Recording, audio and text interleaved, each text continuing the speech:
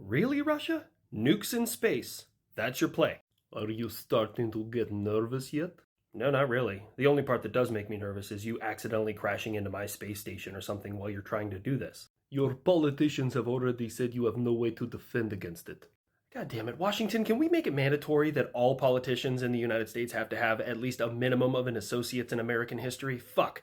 Alright, Russia, time for you to go to school. Okay, so in the 1980s, I got a case of the fuck-arounds and decided to design an anti-satellite missile. I then strapped it to the bottom of one of the only aircraft in the world that happens to have a thrust-to-rate ratio greater than 1, my F-15. It climbed way the hell up there, fired the missile, and over 200 kilometers off the Earth's surface, it smoked an American satellite just because I felt like killing something in space. Did you say 1980s?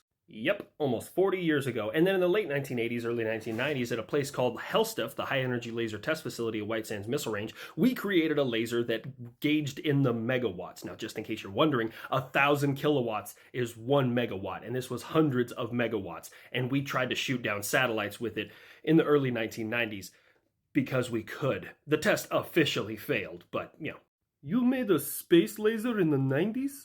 Stay with me, buddy. We're not done yet. And then in 2008, the USS Lake Erie decided to shoot down a satellite from sea level off of one of my Aegis combat systems. You also have boats that shoot down satellite. You guys just don't seem to understand that I'm competing with myself now. For example, my F-22.